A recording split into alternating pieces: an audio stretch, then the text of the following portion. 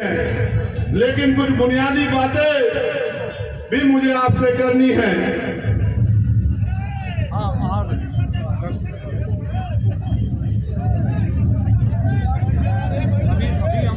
ये आपको याद होगा, इस देश में परंपराएं थी, विधवा विवाह, बाल विवाह, सती प्रथा। लेकिन जो परंपराएं बुरी होती है उनको तोड़ना पड़ता है, नहीं तोड़ना पड़ता है? तोड़ना पड़ता है, नहीं तोड़ना पड़ता है? ये परंपरा जो बाहरी की है, इसको भी आपको तोड़ना पड़ेगा अगर आपको इज्जत सम्मान की जिंदगी चाहे। तोड़ दोगे, नहीं तोड़ दोगे? दोनों हाथ उठा के बताओ, तोड़ दोगे, नहीं तोड़ दोगे? बहुत अच्छे। आप जानते हो कि हम ठेकेदारी प्रथा के खिलाफ है। खिलाफ है, नहीं खिलाफ है? ये जो आपका ठेका लेके आए हैं गोरखपुर से और बस्ती से और लखनऊ वालों जिन्होंने भेज दिया, ये ठेकेदारी प्रथा खत्म कर दोगे, नहीं कर दोगे? हम तो कहते आ रहे हैं कि जो सफाई कर्मचारी या कोई भी नौकरी हो, सारी नौकरी पक्की होनी चाहिए, क्योंकि सीवर में जो जान देता है उसके बच्चों की रखवाली कोई नहीं करता। अभी आपने देखा होगा यहाँ भाजपा की सरकार राजस्थान में कैसे डंडों से पीट पीट के हमारे एक भाई को मार दिया। उस परिवार का क्या होगा? वो तो चला गया कमाने वाला, और एक 11 साल की बच्ची को दरिंदों ने नोच लिया और फिर उसको जला दिया, उसकी जान चली गई। अभी तक एक आरोपी गिरफ्तार नहीं हुआ। चुनाव खत्म हो जाने दो, इन गुंडों को संरक्षण देने वाले जो लोग हैं उनका मुकाबला पार्लियामेंट में और पार्लियामेंट के बाहर चंद्रशेखर आजाद से होगा। याद रखना। वो अलग बात है कि मैं राजनीतिक व्यवस्था में काम कर रहा हूं, लेकिन मैंने तेवर नहीं बदले। आप जानते हैं, सामंतियों के लिए कल भी चंद्रशेखर आजाद खड़ा था और आज भी चंद्रशेखर आजाद खड़ा। आप जानते हैं, पहले छात्र संघ चुनाव होते थे नहीं होते थे? मौर्य जी, ग्रामीण पृष्ठभूमि के जो बच्चे हैं, जो आर्थिक रूप से कमजोर हैं, जो उस तरह के चुनाव में हिस्सेदारी नहीं कर सकते, उनको मौका मिलता था शासन चुनाव के जरिए जमीन तैयार होने। जैसे गांव में प्रधानी का चुनाव नेतृत्व जन्म देता है, लड़ना सिखाता है, उसी तरह से छात्र संघ चुनाव के जरिए नौजवान नेतृत्व पैदा होता था। वो नेतृत्व जो सरकार से नहीं डरता था, जो लड़ता था, जो आवाज उठाता था, जो हक की बात करता था, जो लड़ जाता था, जो जेल जाता था।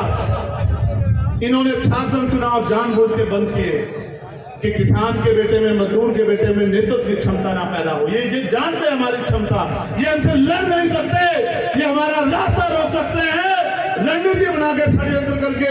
मैं आपको विश्वास दिलाता हूं कि पहले दिन से शासन बल बहाली के लिए और आपके बैकलॉग के लिए एक एक दिन, हर दिन हम लोग पार्लियामेंट और पार्लियामेंट के बाहर लड़ने का काम करेंगे। मेरी बात को आप याद रखना।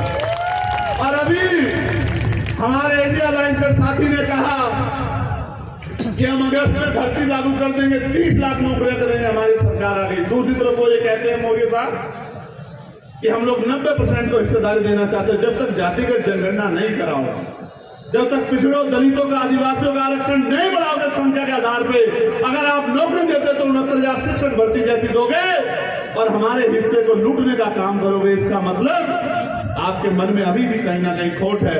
मैं आपको विश्वास दिलाता हूं कि ये दलित पिछड़ों का आश्रय जिसका जिक्र वो करते हैं, पहले दिन से हम लोग दलित पिछड़ों के जातिगत जनगणना कराने के लिए आदिवासियों के संघर्ष करने का काम करेंगे, मजबूर कर देंगे सरकारों को। एक यहाँ पर ये धुरिया जाति है, धुरिया गौंड जाति, जो अनुसूचित जनजाति का प्रमाण पत्र 2008 तक बनता था, अब ये सिद्धार्थनगर में नहीं बनता। अपने मूल संवैधानिक अधिकारों से समाज वंचित है। मैं आपको विश्वास दिलाता हूं, धुरिया समाज के लोगों, आपको अनुसूचित जनजाति का सर्टिफिकेट मिले और आपके संवैधानिक अधिकारों का हनन ना करें, इसके लिए भी हम लोग लड़ने का काम करेंगे।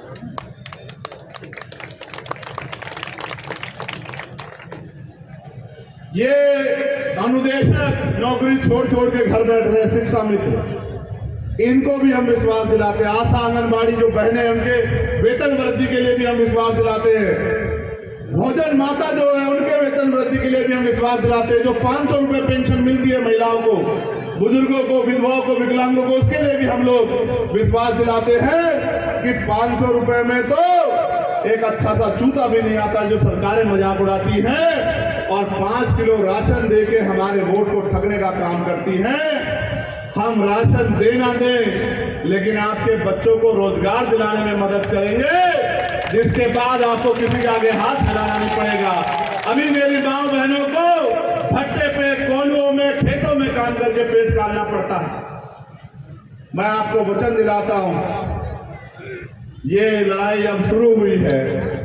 मुझे आने वाले 4-5 साल दे दो, आपका स्वाभिमान सम्मान मेरे लिए हर चीज से बढ़कर है। किसी भट्टे, कोल्हू पे, किसी खेत में अपमानित होने के लिए आपको काम नहीं करना पड़ेगा। किसी को ईंटों को सर पे नहीं उठाना पड़ेगा, अपने कंधों पे नहीं उठाना पड़ेगा और अपना जिला छोड़ के रोजगार के लिए धक्के नहीं खाने पड़ेंगे।